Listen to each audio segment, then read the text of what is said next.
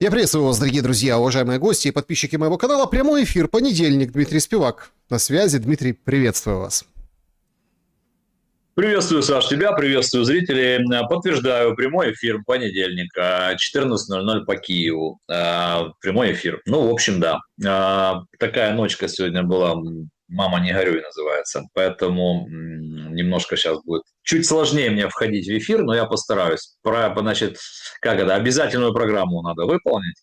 То есть я должен призвать зрителей уже традиционно подписаться там на все платформы и каналы Александра Шелеста, на тот YouTube, на котором мы сейчас значит, находимся и дискутируем. Ну и сегодня с вас лайк, друзья. Несмотря ни на что. Вот возьмите себя в руки, как бы напрягитесь. Через не могу, но лайк надо поставить. Потому что это полезно очень для YouTube-платформы и для расширения нашей с вами аудитории. Я думаю, что вот такая аудитория, которая сложилась. Извини, Саш, 30 секунд. Вот в результате дискуссии Александра Шелеста и моих, вот мне кажется, что вот надо расширять эту аудиторию, которая имеет возможность слышать разные точки зрения. Потому что это очень большая редкость сегодня. На многих как бы каналах вот так оно определяется, что или сюда, или туда, да. А вот тут разные точки зрения. Такое різноманіття. И это очень полезная история. Позволяет думать, мыслить, анализировать. Поэтому, друзья, лайк, и нас уже больше. Все, Саш, я готов. Да, ну, конечно, будем обсуждать сегодня очередной удар по Киеву. Причем я хочу очень, ну, как бы трезво подойти к этому вопросу немножко позже, потому что я хочу увязать его конкретно не с вот этими всеми пиар-акциями, это, безусловно, пиар-акция, то есть нам показывают там разбитый рынок очередной, разбитая там Лавра, понятно, Зеленский тут как тут, сразу выехал. В общем, это все как бы такой интертеймент. Меня будет интересовать вот именно то, что не показали, и главное, да, к чему это все идет на фоне заявлений того же Лаврова, который в очередной раз говорит о том, что дух Анкориджа нам сладок и приятен, который в очередной раз Ушаков говорит, что скоро Уитков и Кушнер приедет. В общем, ну это мы отдельно с вами обсудим перспективы этой войны, потому что она увязывается исключительно в геополитическую реальность. Наш прямой эфир, возможность задать вопрос, традиционно сообщество YouTube, клуб зрителей Шелеста, присоединяйтесь, чат трансляции в самом финале, вопросов уже очень много, причем я вижу, люди там, понятно, хотят поговорить, и это очень ценно. Вот давайте попробуем поговорить, вот именно исключительно в прагматическом как бы поле. Ну и такой прагматичный вопрос, очень сильно, очень важный, очень как бы вопиющий ввиду последних событий и объявлений со стороны Трампа по Ирану. Получится ли у Трампа закончить войну на Ближнем Востоке? Вот такой опрос сегодняшнего эфира. Варианты: да, пора убираться. Ну, мол, все уже, да? Нет, Израиль не даст этого сделать. Оттуда звучат заявления, что не-не-не, ребята, то есть это ужас для всего свободного мира, это соглашение, которое мы видели только в интерпретации Ирана, конечно же. Но, в общем, Израиль уже бьет копытом, говорит: нет, вообще никуда не уйдем, Хизбаллу так же будем атаковать. Третий вариант. Получится пауза на полгода, год, там как раз осень, выборы, немножко стабилизируются там цены, и вот плюс, конечно же, да, пройдут политические определенные события, и вот тогда уже потом вернуться через полгода, годик опять к этому вопросу. Ну, как было вот там, повоевали 10 дней, потом опять вот с США повоевали, да, израильтяне. И четвертый вариант: нет, закончить сейчас, вот так, как об этом пишет пресса последние дни, это равносильно поражению, которое Трамп не может себе позволить. Вот такие варианты. И вы знаете, на фоне именин Дональда Федоровича это вот выглядит попытка соглашения как именно вот нечто такое, да, там, чтобы хороший информационный повод с хорошей миной, в общем-то, выйти из этого всего и в плюс себе. Но получится ли, как вы думаете? Первое. Уж простите меня, зрители, не могу себя не похвалить и не могу не похвастаться. Ну, постоянные зрители, кто смотрит мои эфиры, в том числе, да, вот на этом канале, не дадут же мне соврать, что много-много, так сказать, раз, и уже 2 или 3 месяца, то есть там через месяц после начала войны, я сказал, что Дональд Трамп попытается, то ли, ну, 2 даты я называл, да, то ли 11 июня, и обосновывал, почему это чемпионат мира по футболу, ну, там Израиль кое-что не дал, и там пришлось обменяться ударами. Вторую дату я называл, конечно, к 80-летию Дональда Трампа, они подпишут какое-то соглашение. Но дальше то, что я всегда говорил, и повторю еще раз, и это будет, Саша, ответом уже вот на твой этот вопрос. Конечно, это соглашение временное, конечно, оно очень хрупкое, конечно, оно вот такое балансирующее на грани, конечно, это соглашение не о взаимоотношениях в США и Ирана на десятилетия вперед.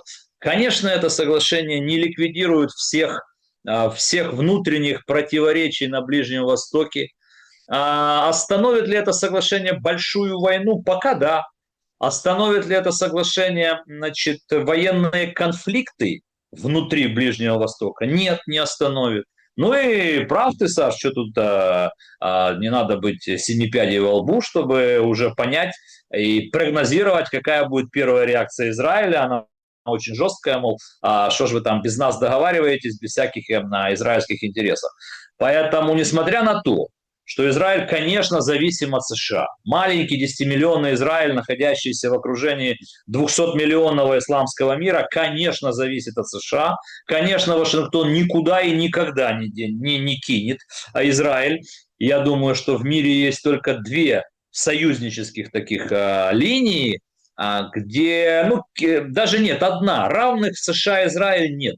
Я хотел привести еще один пример США-Британия, да, вот этот англосаксонский мир, но там другое, там могут друг друга кинуть, там друг другу улыбаются, слишком много связано, но там под столом друг другу бьют ногами. И если выключить свет, начнут пинаться и бодаться. А вот США и Израиль, этот союз нерушим. И вообще здесь не имеет значения Трамп, не Трамп и так далее. Поэтому израильтяне так себя ведут. Они маленькие, но они понимают, насколько их лобби сильно в США. Ну и, конечно, и Нетаньяху, его кабинет понимает, что если сегодня вот так все закончить, то, ну, они, в общем-то, тот исторический шанс, который они себе нарисовали, а в чем он заключался, я еще раз поясню. Исторический шанс создать большой Израиль и раз и навсегда, ну или не навсегда, но на десятилетия ликвидировать угрозы, значит, в сторону Израиля, хотя как минимум с трех направлений, да, это юг Сирии, это юг Ливана, и это Иран, потому что Иран сам виноват в том, что записали в свою внешнеполитическую доктрину уничтожение, значит, Израиля. Ну, то есть прямо открыто 90-миллионный Иран говорит о их цели стратегического уничтожения Израиля. И поэтому, когда Нетаньяху удалось втянуть наконец-то Дональда Трампа вот в эти все вещи, ну вот почувствовала, что вот он сейчас исторический момент, где Трамп справится с Ираном, Израиль справится с Хезболлой и с Хамасом, да, зайдет там, обеспечит голландские высоты, ну и как бы вот создаст такую громадную, ну не громадную, большую, широкую буферную зону, ну на десятилетия вперед. Более того, если бы сегодня удалось полностью уничтожить Хамас и как минимум полностью разоружить Хезболлу, ну как бы в хате тихо называется, да, на Ближнем Востоке наступило бы затишье. Тишины там не будет никогда. Это тот регион, где рано или поздно все равно будут вспыхивать войны. И я вернусь еще к одному своему геостратегическому прогнозу. Я его давал много-много лет тому назад. И сейчас он очень актуален, и я не изменил свое мнение. Звучит оно так. Если в мире где-нибудь и когда-нибудь будет применено ядерное оружие, то оно будет применено на Ближнем Востоке. Нет ни одного больше региона в мире, где переплетено такое количество геополитических интересов и такое количество неразрешимых противоречий. А вот они неразрешимые. Значит, исламизм, исламистский фундаментализм, значит, Израиль, территории, Палестина. Все это замешано: культура, география, этнос, идеология.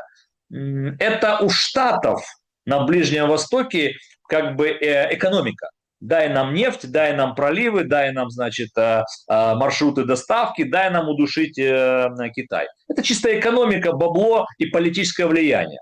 А у всех остальных там внутри, там идеология. И как разрешить можно вот такое переплетение идеологизма, идеологических проблем, культурологических, исторических, национальных? Поэтому там может только затихнуть. Ну, Это деньгами, общее. Теперь подождите, по... деньгами можно решить. Да, давай. Ведь я хочу, чтобы просто Э, день- мы деньгами проанализировали невозможно. то, о чем Да. говорят в этом соглашении. Потому что Иран выкатил пункты, уже там комментарии из Соединенных Штатов идут, что это не те пункты, ну, то есть там это все как бы передергивание, все будет, но не совсем так. Плюс сам механизм. Они встречаются в Швейцарии, они согласовали, пример Пакистана сказал, потом встретятся в Швейцарии и подпишут меморандум. Скорее всего, будет подписывать Венс, но Трамп там недалеко будет, в принципе, может заглянуть тоже, поприсутствовать на подписании. Это будет для него как бы такая победа, пиар, нечто такое. Но по сути это меморандум, который запускает 60 дней, и тут же как бы такие кривотолки. Иран думает, что ему сразу дадут то ли 12, то ли 24 миллиарда, потом пойдут эти 60 дней, потом все разблокируют, снимут санкции, Иран будет победителем в этой всей схватке, потому что он возвращается в мировую экономику. Это серьезное такое подспорье.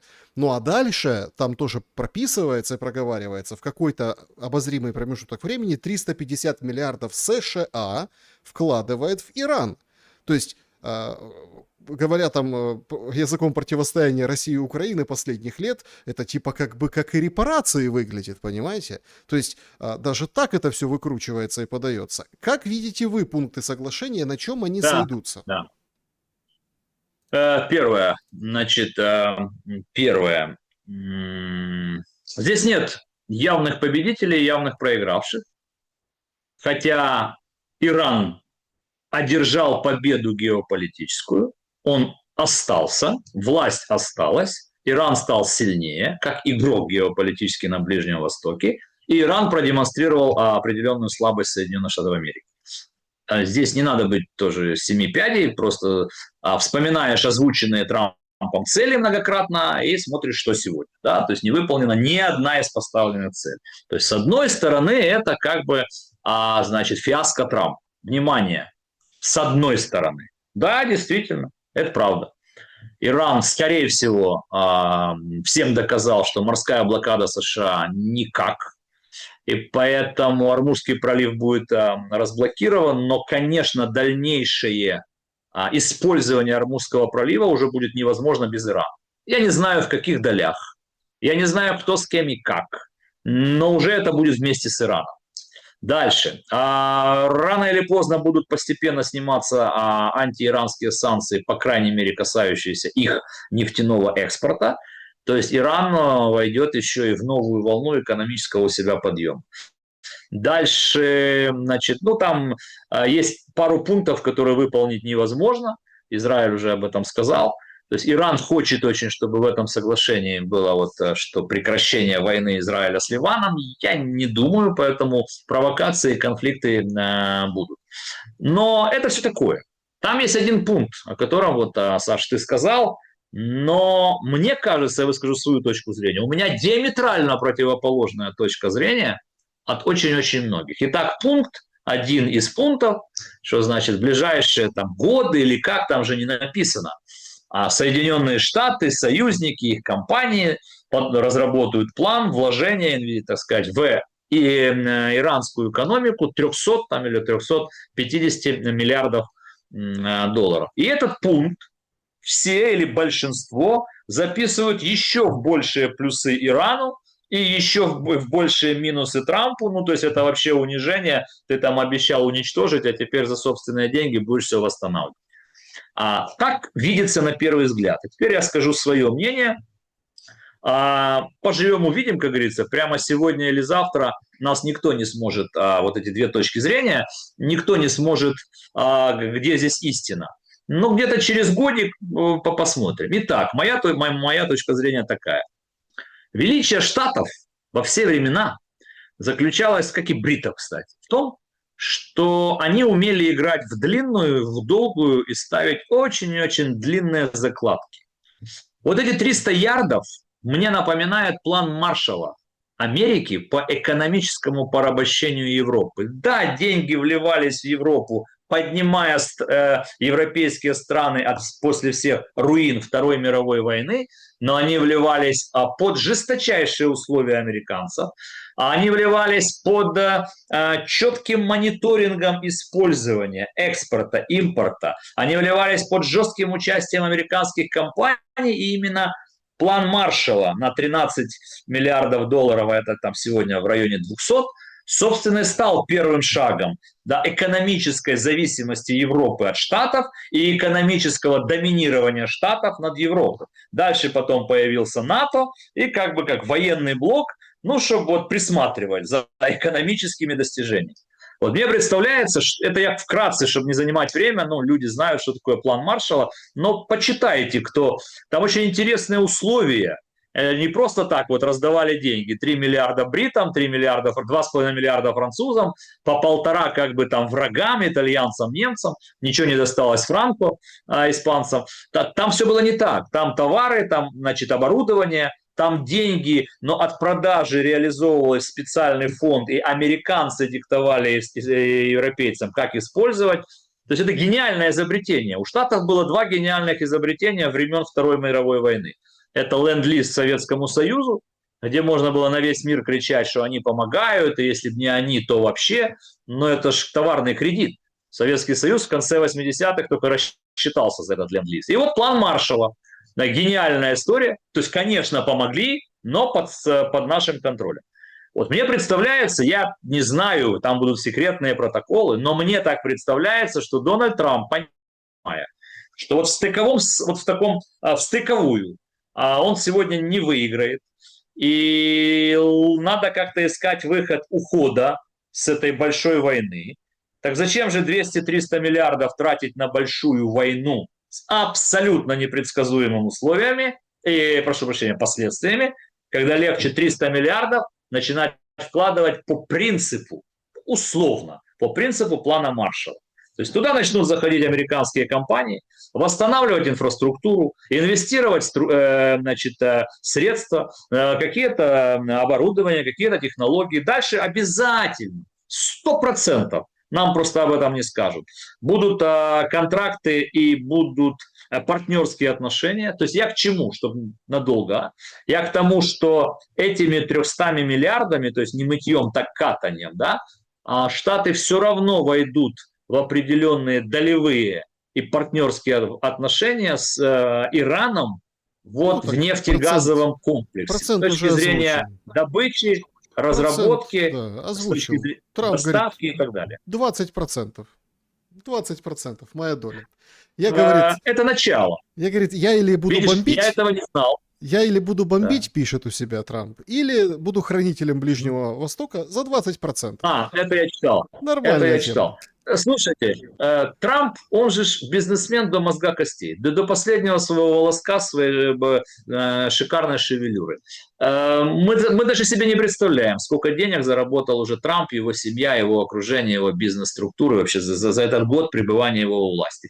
Причем, в отличие от других, он не стесняется. Ну вот ты знаешь, это уникальное явление в американской политике. Ну, Америка, знаешь, она как, вот, он вообще не стесняется. Он регулировал своими постами в соцсетях цены на нефть. А Кушнер и Уитков – это представители его семьи, которые лоббируют бизнеса, поставки вооружений и так далее на Ближний Восток. Ну и сейчас человек не стесняется, вот то, что, Саша, ты сказал. Но это такая фраза общая. Я или буду, так сказать, да, и вас бомбить, или давайте я буду хранителем ваших интересов. Знаешь, как в 90-е приглашали очень авторитетного человека на стрелку, чтобы рассудил всех.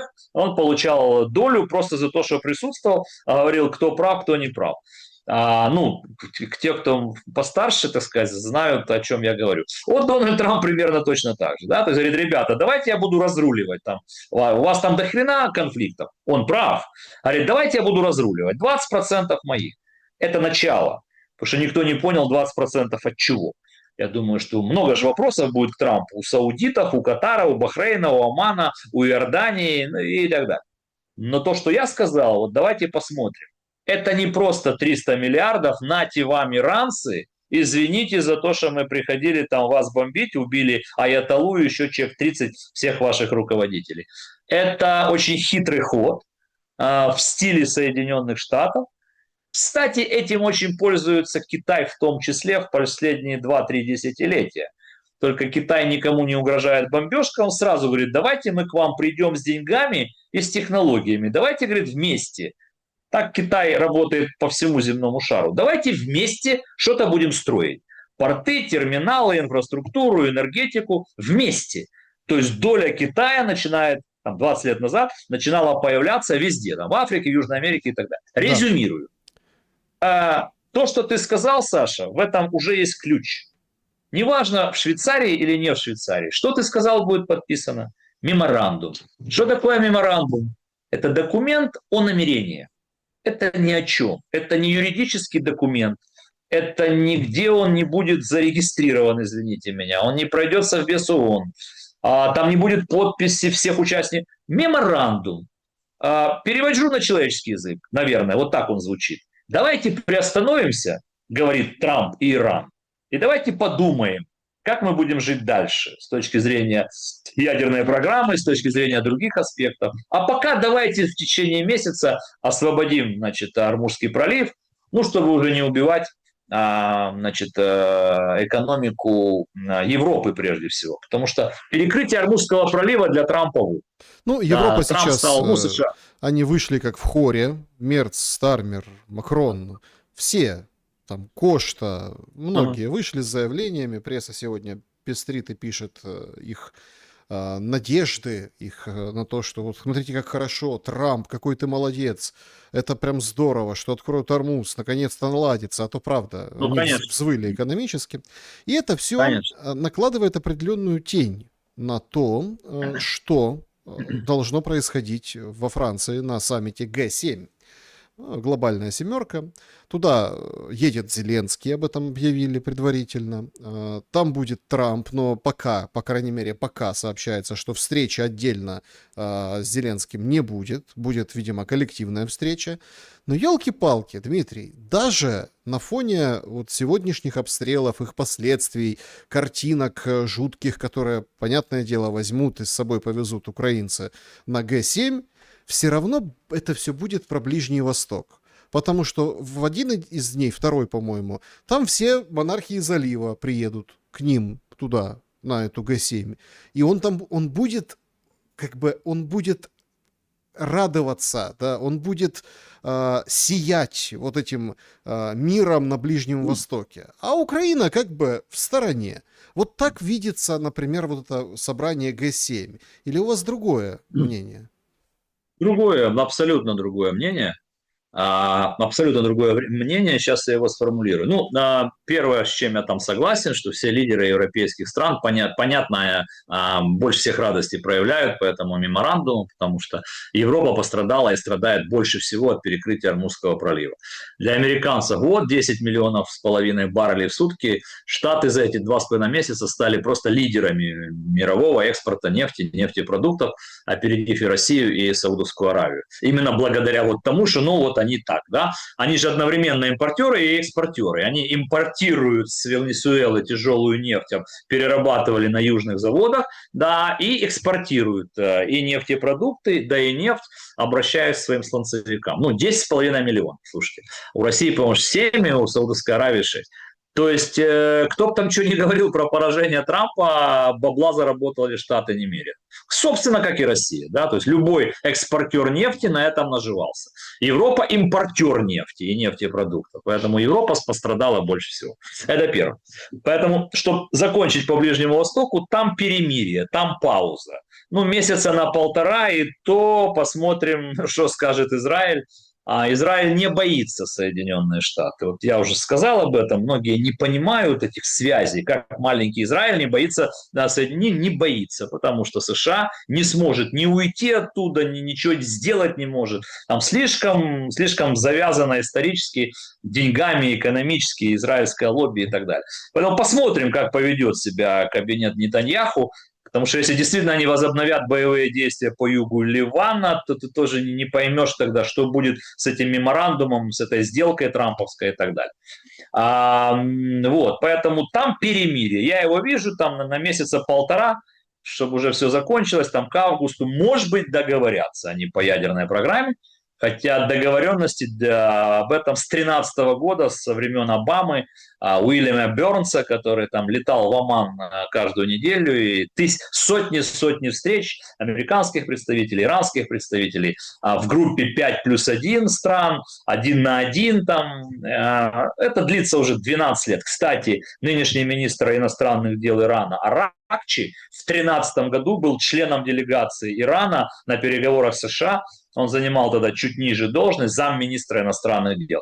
То есть именно этот Аракчи, ну вот он уже там, да, более 13 лет в этом переговорном процессе Иран-США по ядерной программе. Теперь G7 сегодня. Я помню твой вывод, чтобы его не повторять, скажу, у меня другая абсолютно точка зрения. Какая она? Она следующая. Неважно, вернее, не столь важно, будет ли отдельная встреча Трампа и Владимира Зеленского, там 30, 40, 50 минут, не столь важно, потому что будет общая встреча Макрон, Стармер, Мерц, Зеленский, Трамп. А мы примерно понимаем, что тезисы от этой европейской четверки к Трампу будут звучать как тезисы, значит, требований Украины. То есть их задача на G7, пользуясь хорошим настроением Дональда Трампа, хорошим от всего. Чемпионат мира проходит пока без происшествий, без, не дай бог, терактов, без каких-то, да. 80-летие прошло как бы, на ура, все хорошо, все довольны. Подписанная сделка как бы по Ближнему Востоку, Дональд Фредович может вздохнуть. Пусть этот вздох будет временный, но пока. И поэтому можно переместиться к проблемам Европы, Украины и России. Поэтому две задачи ставят перед собой лидеры. Убедить Дональда Трампа... Надо же сказать зрителям, что накануне, как это ни парадоксально, состоялись два телефонных разговора. Да? Владимир Зеленский Трамп, Путин Трамп. Мы не знаем, о чем там шла речь, и навряд ли узнаем. Успешным завершением войны в Иране. Это я понимаю. Да. Поздравляли, все понятно, с днем рождения, поздравляли. Но дальше какие-то тезисы говорил Зеленский, Трамп о чем-то, о ПВО, о совместном использовании, о том, что Украина перехватывает инициативу и давайте помогать. Я не знаю. О чем-то говорил Путин, там легче догадаться о чем. Потому что то, о чем говорил, по всей вероятности, Путин, выходит и говорит Ушаков вчера, а сегодня Лавров. То есть они опять чего-то там вспомнили про дух Анкоридж. Заметьте, друзья, обращаюсь я к зрителям. Просто я хочу, чтобы вы заметили одну вещь. Ровно 10 месяцев, кстати, да, сегодня 15 июня, да, 15 августа, ровно 10 месяцев вы не слышали из уст ни одного представителя американской власти словосочетания там, дух Анкориджа, анкориджские договоренности, Анкоридж, договоренности, ни разу. Все эти 10 месяцев мы слушаем упование одной стороны, Кремля. Песков, Лавров, Путин, Ушаков, кто угодно. Это очень важно. Странные какие-то односторонние договоренности, о которых одна сторона взывает уже год, вторая сторона вообще о них забыла. И никогда не вспоминала. Это же можно расценить по-разному. Поэтому задача европейских лидеров сейчас, вот в эти 2 дня, они могут решить ее, могут нет. Задача убедить Трампа раз и навсегда вот забыть это словосочетание договоренность с русскими и как бы ужесточить экономическое воздействие на Кремль и увеличить там военную и материальную помощь для Украины. То есть вывести Трампа вот из этой двухсторонней с русскими конструкции. Задача номер 2 – взять не взять разрешение, хотя почему нет, да, получить добро от Трампа, чтобы Европа стала полноценным участником переговорного процесса. Как для Израиля это был исторический шанс, да, так и для европейских лидеров у них последний шанс, на мой взгляд, это последний для них шанс для этих ребят, потому что у них политическое будущее недолгое. Стармер и Мерц, я прогнозирую осень, там будут новые премьер-министры и канцлеры. Макрону полегче, ему еще год править. Это их последний шанс стать субъектами, войти, сесть за этот круглый геополитический стол, демонстрируя, что они в переговорном процессе. Потому что ты же видишь, Саш, что Европы как таковой, их нет ни за одним столом переговорным. переговорным столом. Вообще ни за одним. Ни по Ближнему Востоку, ни по Украине, ни по Венесуэле, ни по Панаме, ни по Кубе, ни по другим каким. Их нету. Есть США, есть Китай, есть Турция, есть русские, есть там саудиты, ну, по Ближнему Востоку, есть Пакистан. Европы нет. Там нет посреднических миссий, там нет эмиссаров, там нет закулисья, там нет сепаратных договоров. Вообще их нет. И они вот хотят вот сейчас сказать: Дональд Фредович, ты как бы устал, мы как бы готовы тебе помочь, там столько у тебя было по Ближнему, давай мы там как бы по Украине мы немножечко вступим в игру, но тебе будем докладывать, а если что у нас случится, то ты нам поможешь. Ну, Европа хитрая, лицемерная, циничная. На какое настроение они попадут Трампу, я не знаю. Смогут ли они убедить Трампа, что Украина перехватила инициативу, я не знаю тоже. Что сказал Путин Трампу, мы тоже не знаем. Что ответил Трамп Путину, мы тоже не знаем. Мы не знаем многого, поэтому очень сложно складывать вот эту мозаику. Но как бы предположить я могу. Чем закончится, да? И от чего зависит это окончание? Как это не парадоксально? Зависит от трех факторов. Значит, этот саммит G7 будет длиться, по-моему, двое-трое суток. Там же встреча у Трампа не только с европейскими лидерами, ты правильно, Саша, сказал, там на следующий день встреча с лидерами мусульманских стран. Очень важная для Трампа, потому что там нефтяной рынок, там ОПЕК+, там союзники. То есть очень я важная хочу вас история. прервать, пока вы не Давай. сделали свой прогноз по поводу G7. У нас Давай. новые обстоятельства. Но опять-таки, тут надо понимать Зеленского. Да, вот после указа на 9 мая, который он написал, после вот этого письма, после вот этих всех моментов, что здесь, что за этим стоит. Значит, во время нашего эфира приходит новость от Зеленского.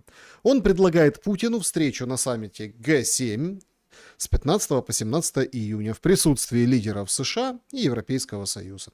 Но, говорит, Россия откажется, понятное дело. Ну, в общем, вот такая формулировка. Ну, я могу быстренько прокомментировать и идем дальше. Смотрите, все-таки может за этим стоит что-то серьезное. Нет, за этим ничего, никакой встречи не будет. Просто нормальный информационный ход на опережение. Ну, обыгрывает Украина Россию в информационном пространстве. Ну, просто потому, что Владимир Зеленский более креативен, да, более быстро на принятие подобных вещей. Что плохого он написал? Ну, что плохого? Вот G7, Франция, собираются все, включая Трампа. Ну, давай встречаться, говорить о мире. Он же понимает, что Путин откажется, понимает. Это же не для Путина, не для Путина. Это новость или это обращение Владимира Зеленского к Путину, давай приезжай во Францию, встретимся, это как бы этот месседж в две стороны. Лидерам Европы и Трампу, мол, смотрите, я готов где угодно, давайте хоть завтра. Значит, и это месседж нам вот внутри Украины. Поэтому, нормально, что информационная война продолжается. Лавров про дух Анкориджа, а Зеленский про встречу во Франции.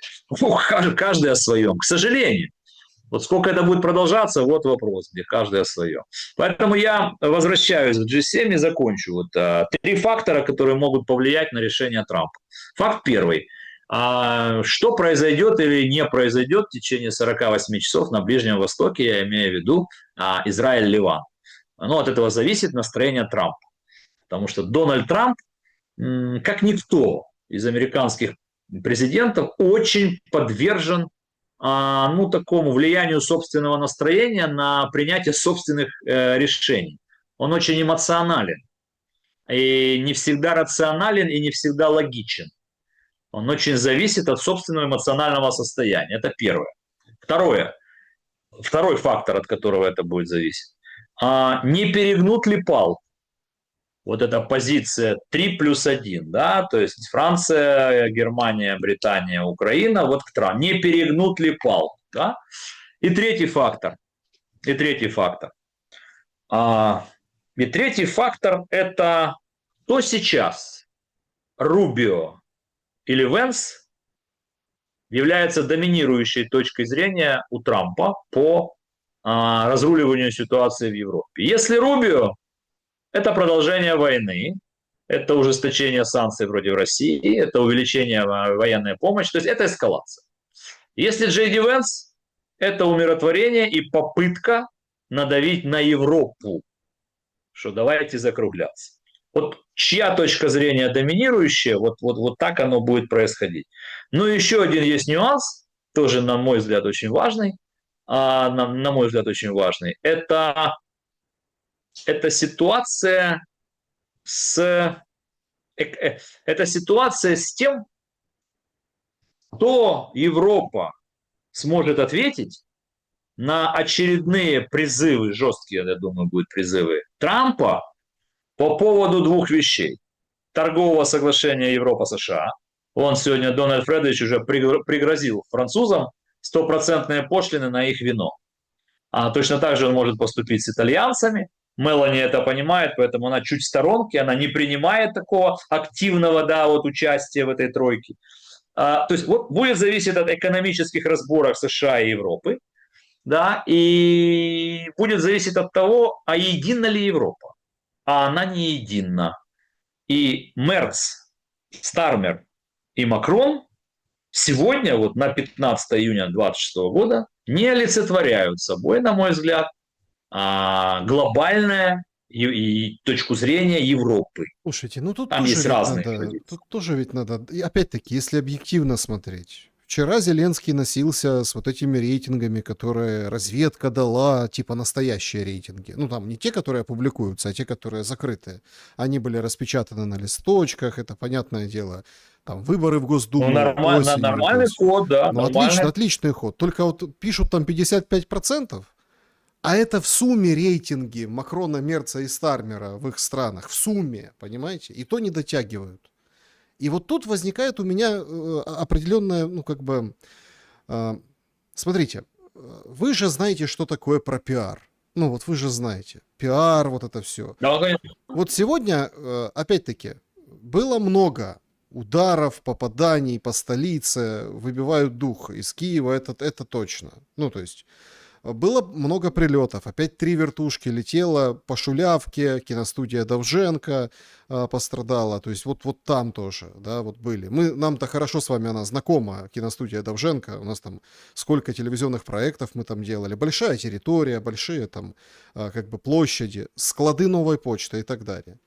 Но тут Зеленский в день тут же выходит на лавру, взбирается туда наверх, показывает и демонстрирует, что он защитник лавры. То есть, понимаете, я защищаю лавру. То есть это про пиар элементарно. Рейтинги — это тоже про пиар. Получается очень интересная вещь, что вот эта вся война и вот это все, чтобы у Путина рейтинг упал, понимаете? И опять-таки, я не понял адресата. Это к украинцам он обращается, что смотрите, мы тут бьем, лупим, мы такие тут перерезаем коридоры в Крым, мы такие тут НПЗ бомбим, а у Путина рейтинг падает. И он этим недоволен. Целеполагание же другое. Меня всегда, Саша, удивляет, не обижайся, и зрители пусть некоторые на меня не обижаются, меня всегда удивляет, последние где-то полгодика, твоя ирония над тем, какой ужас творится в Киеве, в Одессе, в Днепре, в Харькове по ночам. Где вы увидели иронию? Подождите. Меня всегда удивляет твоя ирония к тому, что война – это не только по линии соприкосновения. Война идет с точки зрения кто, пропаганда, информационное пространство. Это что же идет война? Война в информационном пространстве. Чья точка зрения, позиция, креатив и творчество больше повлияет на умы и сознание общества страны противника? Все, что ты перечислил, адресата 3. 3 адресата. Российское общество, Европа, США, Трамп перед саммитом G7. Все же ложится в логику. Но мы пытаемся донести это, что Путин хромая утка, что там рейтинг пад. Мы пытаемся это. Русские пытаются как-то иначе. Это все про во время войны, про пропаганду, про нестандартные ходы. Это часть войны. И 3 адресат – это, мы. Украинское общество, украинская страна. Что здесь? Так, написал правильно, да, показал, продемонстрировал. Сыграет оно, не сыграет эта карта, не знаю, пока такой ход. А вы там слушаете, смотрите, видите, у Путина уже на 20 меньше. Когда-то ниже 70 не отпускалось, ну типа, да, сейчас 55. То есть тенденция такая. Это не значит, что Путину хана послезавтра. Это не значит, что там будет революция. Это не значит, что там в России треснул режим или там треснула экономика. Да, камень, да, водичка точит и так далее. Может, вообще это не сыграет. Это попытка. А почему сейчас? Потому что перед G7. Один из адресатов – это вся мировая элита Запада. Мол, смотрите, у нас есть данные. А вы там думаете, что он вот такой, а мы вам показываем, что уже не так. Ход. Сыграет? Не знаю. Второе. Тот ужас, который произошел сегодня в Киеве, военные цели, о которых там заявляла Россия, это, значит, собор, почта, торговый центр, жилые дома, еще что-то. Вот это военное. Я их просто перечисляю. Это легко проверить. Зайдите, посмотрите. Но дело не в этом. Я не буду лозунгами сейчас. Я коротко скажу. Два вывода. Вот эта ночь просто в Киеве, вот это вот попадание, обломки, не обломки, ракеты, шахеды, вообще даже не важно. А Вселенная, она такая. Два вывода я хочу сделать. Надеюсь, один из них не стандарт. Первое. Сегодняшняя ночь продемонстрировала, что кроме нас, на нас всем наплевать. Вот ночью летели ракеты, шахеды по Киеву, а в эту же ночь там, да, на другом конце света там праздновали 80-летие, бои, праздники. Я никого не обвиняю, просто каждый живет своей жизнью. Европа своей жизнью, Америка своей жизнью, Китай своей жизнью. Мы должны это понять, что за всеми словами ничего кроме слов. Да, мы сами с собой. И второй вывод, который я хочу сделать, надо заканчивать эту бессмысленную разрушительную войну, потому что ничего это не меняет в соотношении сил на фронте. Ну, пройдет еще 2-3 недели, Россия еще произведет какой-то массированный, разрушит, убьет, уничтожит. Опять будут погибшие, раненые. А что дальше?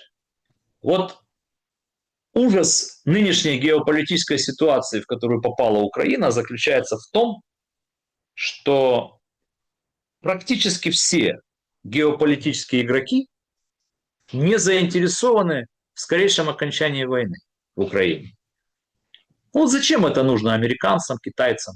Россия же ослабляется, слабеет, экономически, как угодно, геополитически там, да, слабеет. 5-й год она увязла здесь. Пока Россия слабеет, американцы и китайцы подбирают со стола все, что плохо лежит. Поэтому, а зачем им, чтобы здесь все заканчивалось? Несмотря на то, что говорят они другие вещи.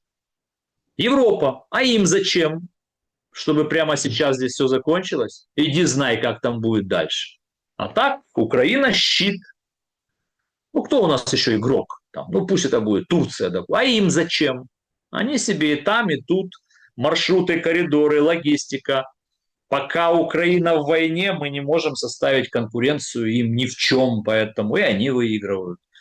И вот трагедия в том, что все мировые акторы говорят красивые вещи о жизни человеческой, о цене жизни человеческой, о том, что надо заканчивать войну, о том, что надо давить на Путина, давить на Россию, что надо, мол, принуждать Россию садиться за стол переговоров без ультиматумов. Говорят они это. А на самом деле многие ведут себя иначе. Китай с русскими партнируют.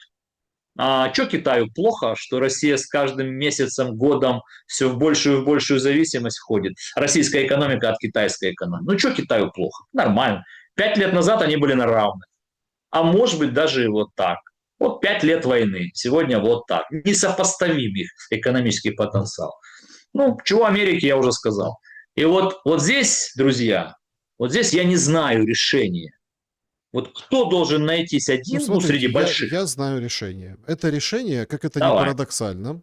Как это не парадоксально? Я вообще не вижу, где это я вам должен ответить по поводу иронии. Никакой иронии нет. то, что и вы сами прекрасно видите и понимаете все, то, как делают пиар на этих вещах. Опять-таки, я бы слова не сказал, если бы Зеленский приехал в Лавру и на место, и вот так, как там смеялась, ходила, скалилась Свириденко почему-то, ну, видимо, смешинку проглотила. Так есть, ну, причем здесь видео есть. То есть Свириденко это, я да. бы слова не сказал, если бы оттуда не выгнали монахов. Если бы не закрыли и не превратили в музей. А потом еще говорит, вы волнуетесь, не волнуйтесь, мы все ценности вынесли, мы молодцы, мы позаботились, эвакуировали. То Есть есть, проблема. понимаете, в чем Есть. дело? Я бы слова не сказал о Есть том, проблема. что он поехал. Поэтому здесь нет иронии, здесь именно вот четкий анализ того, что мы Есть эта видим. проблема. Но я знаю решение. Да. И как ни парадоксально, его почему-то внезапно, опять и внимание, в который раз срывает российский обстрел Украины. Массовый. Днепр там пострадал сегодня, Киев, да. Троещина вчера. Вчерашние кадры. Вот желание народа закончить войну. Когда мужик не остановился, ну, как полиция сегодня сообщала, перед полицейскими, те его догнали, там внезапно оказался буст ТЦК, против которого люди и вышли, но полиция так умалчивает, что там ТЦКшники его пытались за жабры взять. Но он в конце концов, этот мужчина оказался в ТЦК. Он попал в ТЦК. Да, то есть Да. все нормально. Но когда выходит столица, а Троещина это столица, когда молодняк гоняет ментов, гоняет полицейских, они, у нас у всех есть УБД, а женщины, мужчины, пацаны на самокате берут каменюку и бросают в полицейскую машину, вот это уже началось. И это гудело ночью. А потом через там 2 часа, по-моему, да, 2,5, российский обстрел. И уже там горящая Лавра, уже все, как бы, да, все забыли, то, что было на Троещине. А вот, Я понял. а вот этот да, момент, хочу расстроить всех вот нас. этот момент, Мгм. вот повод заканчивать войну. Вот этот повод. Значит, первое, поводов много, тут я согласен, господи, про беспредел ТЦК и про то, что рано или поздно вспыхнет, я говорю много месяцев, а и про цинизм парламента, правительства, ну, слушайте, каждый день они что-то говорят. Все говорят, Лубенец говорит, депутаты говорят, все говорят про беспредел ТЦК, и никто ни хрена не делает. Все говорят, что надо заканчивать это насилие, никто ничего не делает. И ты прав с одной точки зрения, что если уже в Киеве ночью вот такое, то это может стать началом просто такого, ну, народного сопротивления действиям не только ТЦК и полиции. Это первое. Но хочу тебя расстроить. Народ, к сожалению, и это не касается нашей сегодняшней ситуации, это касается всей истории, народ никогда не начинал войны и никогда не заканчивает войны. Нет у народа, у коллективного народа таких инструментов. Начинают и заканчивают войны, к сожалению, только политики. Причем начинают тогда, когда им это нужно для решения каких-то их целей и задач. И, заканчивают тогда, когда они принимают решение, что теперь в результате тех или иных событий вот можно заканчивать войну и реализуются там их какие-то решения. Вот это трагедия для любого народа. Для нас, для Ирана, для Ливана, да ну не важно. Для Югославии, для Афганистана. Народ не может закончить войну, если он ее не начинал. Народ может подтолкнуть политиков изменить траекторию своего поведения. В данном случае, наверное, этого не произойдет в Украине пока. Я единственное надеюсь на 2 вещи. Что ближайшие 60 дней на Ближнем Востоке не запылает, и что американо-европейская позиция вырулится таким образом, что Китай подключится к этому глобальному переговорному процессу, чтобы осенью в Украине начался новый какой-то этап конфликта, но без дальнобоев. То, чтобы остановить как минимум горячую фазу войны. Вот я на это надеюсь. Прямой связи негодования людского действиями ТЦК и полиции и временем, и условиями окончания войны я не вижу. Вот. Смотрите, еще одну хочу, чтобы вы прокомментировали историю, не с ТЦК, но тоже очень симптоматичную историю. Давайте будем тоже, скажем так, объективны. Сегодня обсуждается вчерашний очень интересный поворот, причем такой судебно-юридический поворот. Значит, вот фотография, да, женщины, вот она, да, то есть фотография женщины, она вчера была осуждена. Ну, то есть ее осудили и приговорили к 5 годам, причем дали реальный срок. Она, эта женщина, у нее есть несовершеннолетняя дочь, в общем, ну, как бы там, это к тому, что есть определенные как бы обстоятельства, да, за публикации в соцсетях, понимаете, за публикации в соцсетях. Причем, как бы очень и очень одна там перепевка, ну, вы помните, да, Поворознюк когда-то на его слова наложили музыку, она перепела против конкретно Зеленского, то есть, да, что ему нужно уходить. А вторая, собственно, тоже, в общем, провели судебную лингвистическую экспертизу и, собственно, ее, так сказать, взяли и, ну, осудили, понимаете. Вот такая вот история. Причем интересно, что, ну, я там зацитирую буквально, фраза, это в материалах дела. Так что, друзья мои, для кого еще непонятно, для чего продолжается война, ради чего дети в Ахмадете пострадали, для того, чтобы показать западным партнерам: дети в крови, картинка. Мы для них картинка, жизнь наша для них картинка, картинка печальная, болезненная, для того, чтобы под эту картинку дали им на новые Бугатти, дали им на новый замок в Европе. Выходит после этого, ну, это пишет вот эта женщина и вот получает. Адвокат ее, Евгений Пугачев, говорит: я до сих пор не могу прийти в себя от сегодняшнего приговора относительно моей клиентки, которая, у нее ребенок 5 лет, стаж моей работы с 91 года. Я в жизни не видел таких черных приговоров. Обстоятельства шокируют. Знаете, вот как бы привлекают Ермака. Кто верит, что Зеленский вообще ни к чему не причастен? После сегодняшнего приговора я с радостью вижу Зеленского на лаве подсудимых. И так и будет. Потому что настроил, что он выстроил в середине страны. Я даже при Януковиче такого ужаса не видел. Это пишет адвокат, который вот проиграл дело, и клиентку засудили за посты в соцсети. Но это явно мы не туда движемся. Адвоката понять можно. Бурлят эмоции. Решение, на мой взгляд, плохое. Тенденция плохая. Что бы я сделал сегодня там, на месте главы государства? Да, я бы амнистировал бы эту женщину, если есть такое в законодательстве, я небольшой специалист в юриспруденции, но если есть такая история, я бы на месте Владимира Зеленского демонстративно освободил бы ее, ну, если можно так, да, амнистировал бы, или как там это называют, помиловал, амнистировал, ну, не знаю, предпринял бы какой-то шаг, чтобы нивелировать вот эту историю с таким приговором, потому что, ну да, там, да, у нас война, все понятно, там женщина тоже эмоции, там как бы, я все понял, но 5 лет тюрьмы, то есть коррупционеры, которые грабят народ на крови, зарабатывают миллиарды, гуляют все свободно по Монако. А тут такое дело. Плохая эта история. Ну, я же человек объективный. Она плохая, она юридически никак не могу оценивать, да, ее, эту историю, а вот чисто так информационно, психологически, с точки зрения, вот мы идем к единению власти и народа, или мы идем вообще в разные стороны, то это плохая история. Я думаю, что можно сегодня что-то предпринять, такое, чтобы и женщину как-то освободить, а где-то, может, и она скажет какие-то слова, там, извинения, что там, да, вот эмоционально, да, ну, что-то надо делать с этим. Потому что коррупционеры гуляют, а за любую точку зрения, так сказать, шаг вправо, шаг влево идет карательный механизм. Против кого-то санкции, против кого-то судебное решение. Плохо это.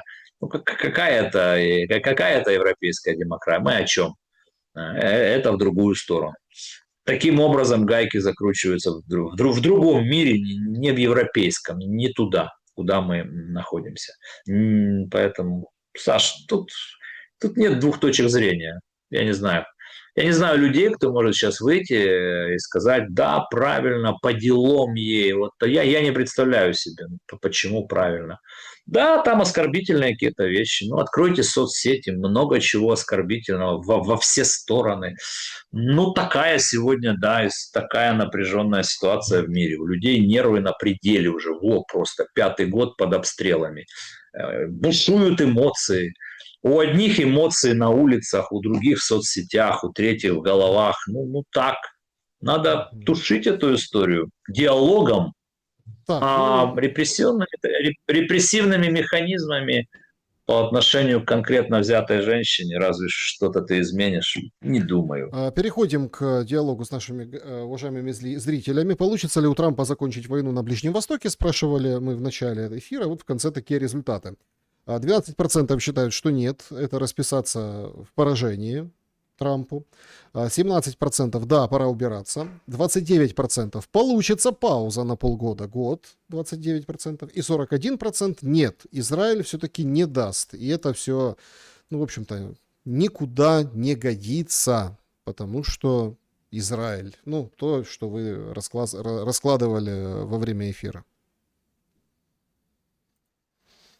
Да, мне понятен, да, я свой комментарий, свою оценку этому дал, то есть я где-то между третьим и четвертым пунктом. Единственное, что мы с тобой про Трампа сегодня не забыли сказать, что он же там принял участие в этих, ну, во-первых, там его все поздравляли, и он принял вечером участие там на лужайке Белого дома, вот эти бои без правил, там он там открывал их или был Там еще почетным гостем. товарищ боец один выкрикнул, начал, чтобы понравиться Трампу, кричать, что Мишель Обама, жена Обамы, мужчина, представляете? Ну, я понял, да. И там вроде как картинка такая бродит, что типа Трамп там прикурнул немножко, да. Да, опять там 8, ну и опять начинаются эти 80 лет, конечно, уже да, спящий. Ну, я вам скажу, тот образ жизни, который ведет Трамп, да, дай бог вообще каждому из нас к 80 вот это вот все, ну, прикурнул, ну, после таких переговоров. Я могу пошутить. Знаешь, Мавр сделал свое дело, Мавр может прикурнуть. Поэтому не важно. Прикурнул, да и прикурнул. Да. Но то, что он в порядке физически, думаю, да. То, что он в порядке с точки зрения вот таком общепсихическом и эмоциональном, то тоже вроде бы да. А то, что он эксцентричен, и то, что он взбалмошен, то, что он эмоционирует, ну, он такой, что ты тут сделаешь. Другим он уже не будет на 81-м году жизни. Переходим к вопросам. Начнем с сообщества YouTube. Режим Блиц. Вопросов много, мнений тоже. Руслан, здравствуйте. Дмитрий, вы во всех эфирах говорите, что война не заканчивается из-за того, что Путин требует то, что не может захватить. Предположим, вы правы, допустим. А вы уверены, что Украина и Европа согласятся на остановку войны по линии боевого соприкосновения? Ведь в таком случае придется заниматься внутренними проблемами. А это им сейчас совсем не нужно. Поэтому худшее, что может быть для лидеров Украины и Европы, это согласие России на остановку войны по ЛБС. Не находите? Что скажете по этому поводу? Ну, пусть бы, давайте проверим. Мы же только можем экспериментальным характером проверить. Украина об этом прямо заявляет раз 500 уже на всех форумах, на всех площадках, что давайте останавливаем боевые действия по линии соприкосновения. То, к чему все пришли, давайте делать стоп и дальше начинать диалог. Это первое. Только проверив можно. Второе, я с вами согласен, после войны начнутся такое количество внутренних проблем и вопросов внутри общества. Нас ждут, я тоже об этом много раз говорил, как минимум 1,5-2 тяжелейших послевоенных года. Тяжелейших.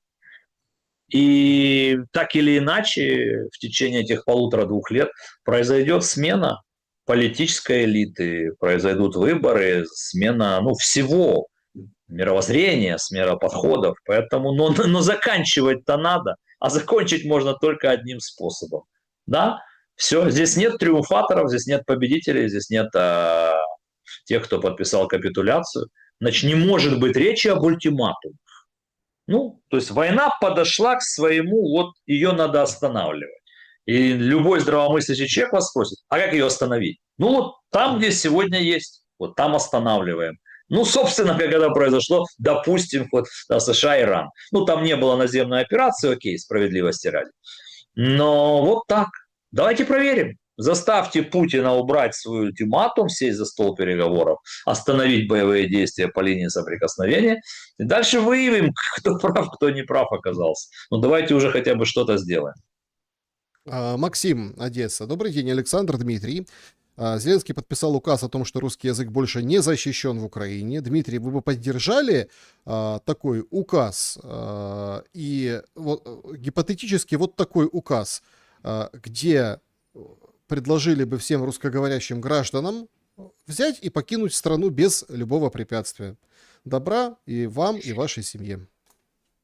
Благодарю вас, добра вам, вашей семье. Раз вы с Одессы, значит, вижу и понимаю подноготную вашего одесского юмора, красивой иронии. Вы же знаете мой ответ. Ну, как я могу поддержать подобные вещи? У меня вот есть в руках Конституция.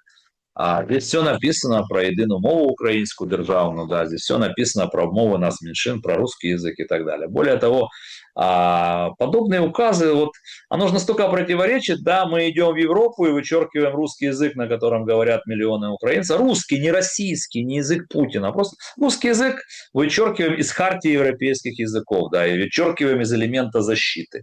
Спросите, вот для чего это делается? То есть, с одной стороны, мы реверансы делаем в адрес венгерского языка. Подождите, сейчас проснутся болгары и потребуют от нас того же, чего добился от нас Мадьяр. Сейчас болгары потребуют того же для густонаселенной части болгарского населения в той же Одесской области.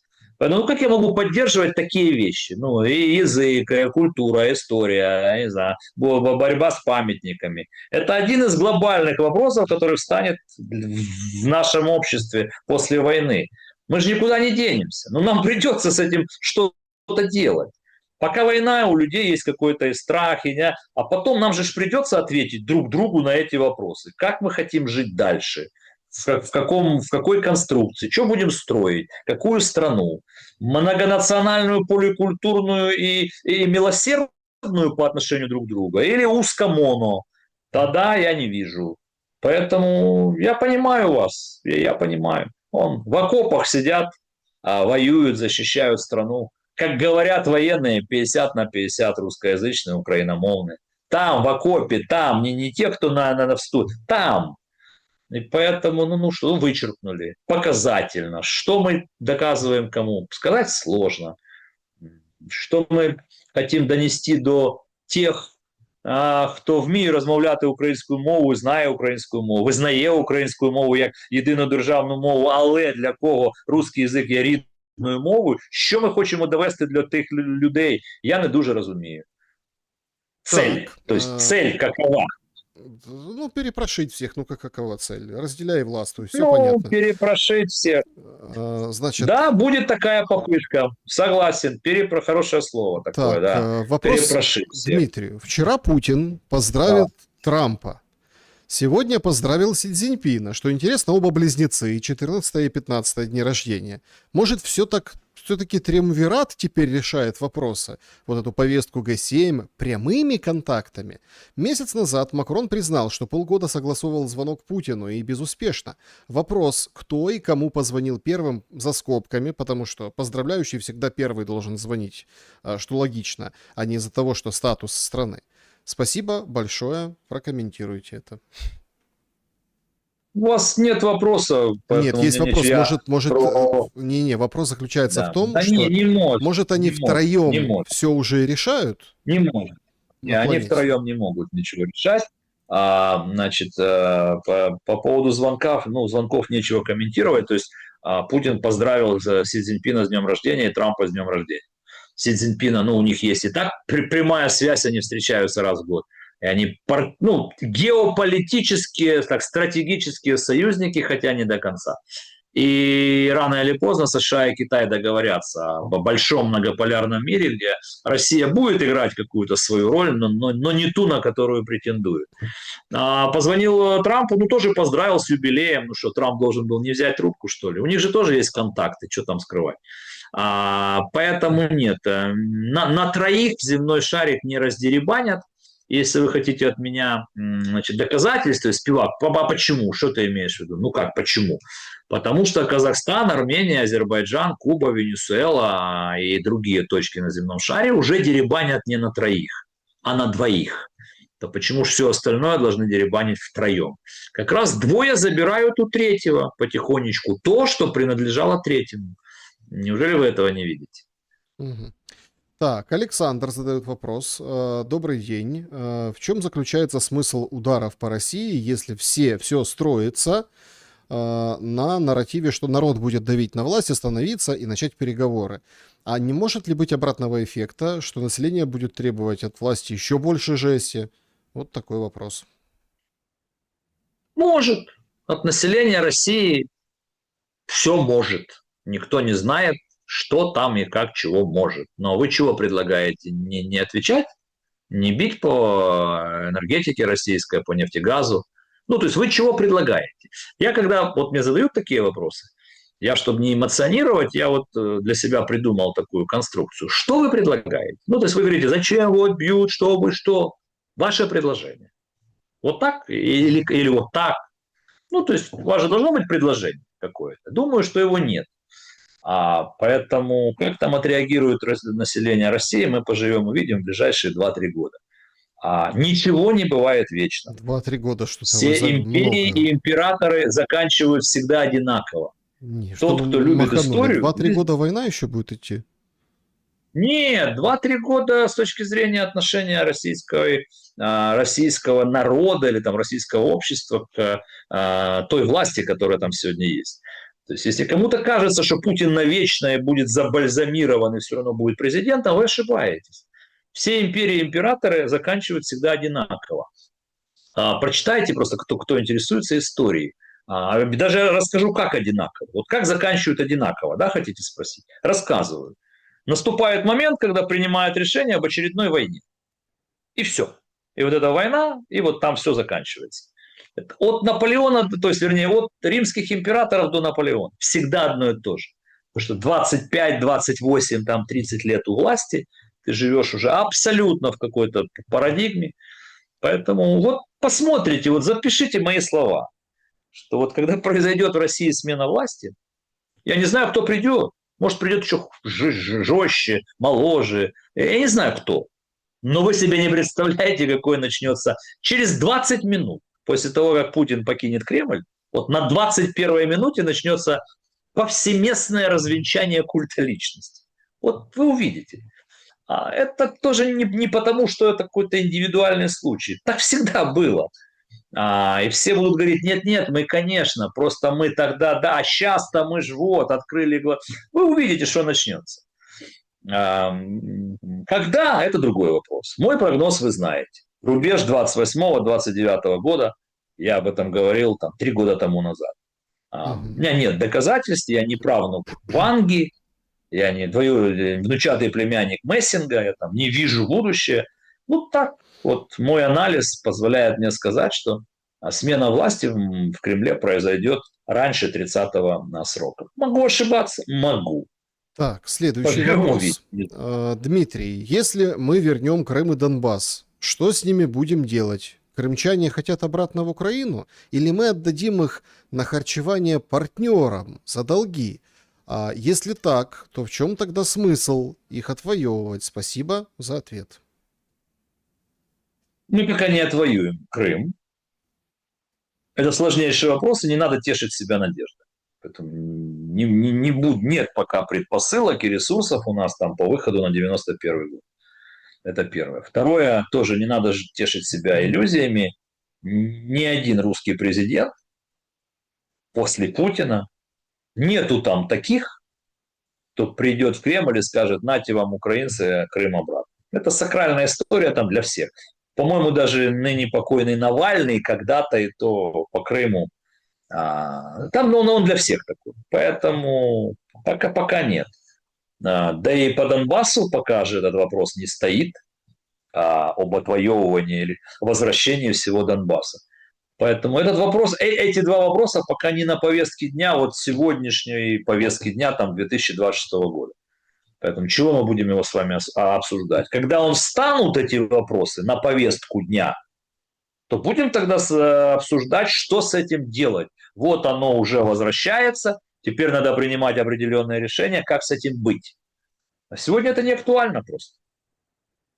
М, Александр Котов задает вопрос, почему на Украине нет такого человека, который рассказал бы правду всю Зеленскому про беспредел ТЦК? Да, я думаю, что знает он же не хуже нас с вами, умеет пользоваться соцсетями и так далее. Запомните, начальнику никогда не говорят правду, а президентам никогда не говорят правду точно. Ни одному президенту. Так устроена политика, почитайте одно из двух, можете почитать 48 законов власти Грина, можете почитать там какие-то другие вещи, государь Макиавелли. Так устроена власть, вообще власть. Поэтому это риторический вопрос. Любого президента, большого руководителя стараются держать так, чтобы быть всегда... Короче говоря, ты должен быть всегда носителем хорошей информации. Вот. Это закон власти. Ну, так было, есть и будет. И очень тяжело удержаться от соблазна перейти эту ступеньку. Знаете, кто-то из великих сказал, что власть развращает людей, а абсолютная власть развращает абсолютно. Вот я не помню, кто-то из древних сказал. Поэтому, с одной стороны, знают какую-то правду, а с другой стороны, нет. И так везде. Ничего с этим не сделаешь. Такое оно, серединное все. Надо баланс выискивать. Так, переходим в чат трансляции. Вопрос от пользователя Кредаита. Демонстрируя рейтинг Путина, не подтверждает ли Зеленский наличие в России демократии и тенденция мериться рейтингами, ростом, возрастом? Это что? Вот такой вопрос. Ну, смотри, мы отвечаем, я же уже подробно разложил это, давай не тратить время. То есть, что означает, для чего это сделал Владимир Зеленский, почему он это показал, кому он это показал, я уже, ответил, разложил это по полочкам, этот ход политический в информационном пространстве. А в чем там суть демократии, что на 27-м году жизни, это на 27-м году правления собственного рейтинг там упал. В чем демократия увидеть? Он должен был стоять или что? 27-й год, 30-й, пожизненно или что? Нет. Это все равно демонстрирует усталость российского общества от того, что Путин привел войну на территорию России. Уже же никто не будет сопротивляться тому, что война туда уже тоже пришла. То, чего не было в 22-м, 23-м, 24-м. А сегодня приходит туда. Там уже бензинные, и Крым, и Краснодар, и по талонам, и есть другие проблемы, и прилеты, и поэтому думаю, что российское общество начинает уставать. Сколько этот процесс будет, мы не знаем. Угу. Как закончатся выборы в Госдуму в сентябре, поживем увидим. Я думаю, что у Кремля есть все сегодня инструменты правильно провести выборы. А может быть и нет. Посмотрим. Васек задает вопрос. Насколько заявление Путина, что ситуация близится к завершению, соответствует реальности, на ваш взгляд? Я не знаю, что он имеет в виду. Я свой же прогноз даю, да. Ну, экватор же мы, надеюсь, все-таки перешли, поэтому ситуация движется, наверное, к завершению. Когда и какое оно будет, вот мы всю программу сегодня пытались выстроить эту конструкцию. Угу. Денис, здравствуйте, Дмитрий. Что власть сегодня делает правильно, но общество не хочет это признавать? И что общество делает неправильно, но власть боится сказать об этом им открыто? Благодарю за ответ. Классный вопрос. Что общество делает неправильно? Что Общество Да, давайте вы с конца. Хорошо. Что общество делает неправильно, а власть боится им делает об этом сказать? неправильно, да? Да. Ну, на мой взгляд, общество делает неправильно, что героями видит не тех, кто есть герои, и что сквозь пальцы смотрит на нашу элиту, на представителей наших этих грантовских организаций, некоторых волонтерских каких-то, вот для них. Вот это общество делает неправильно. Поощряет, и очень легко манипулировать нашим обществом, на мой взгляд. А что делает власть правильно, а общество, да, не поддерживает или как там? Как Да, не хочет звучит? это Что, признавать. что власть делает правильно? А общество не признает, А, да. да, понял, да. Хороший вопрос. Не знаю, что делает власть правильно. Да, вот хороший вопрос. И общество не хочет признавать. Наверное, какие-то ограничения во время такой войны должны быть. Раз. Наверное, призывы власти к обществу работать, помогать, возвращаться и все-таки поверить еще раз, наверное, так должно быть. Но власть должна начинать с себя. Поэтому для того, чтобы люди сюда вернулись, элита должна пойти служить. Для того, чтобы общество повернулось к власти, элита должна пойти служить. Ну и должны быть приговоры судебные коррупционерам. Поэтому вот здесь пробел. Вот пробел, потому что все животные равны, а есть равнее. Это не про демократию. Одни в Монако, а вторых в Бусе. Это неправильно. Мгм. Так, ну такой вопрос, понятно, с параллелями историческими. Британский король Георг V отказался принять Николая II в 18 году. Почему Зеленский считает, что его судьба будет другой? Какая тут параллель? Он кто? Ну, я так Владимир понимаю, Зеленский. Он король и Николай II, вот видите. кто там Николай II? Мы Николай Ну, II. Кто такая? революция Да ну, и не это стало. вообще это неправильные параллели, а и даже исторические. Это так. Уж простите меня, уважаемые зрители, вы так один факт выдернули и решили провести историческую параллель. Здесь параллели нет никакой. Исторические события того времени, момент встречи, форма встречи и тогда, и то, что происходит сейчас, и возможная будущая встреча президентов Украины и России, вообще нет никакой параллели. Ну и более того, я вам могу сказать, что не будет пока встречи на двоих. Я ее не вижу. В каком-то другом формате, при участии других сторон, типа там, да, декабрь 2019 года Париж, ну типа, да, то тогда, вот так встречи Зеленский-Путин, я ее не вижу. Пока, по крайней мере.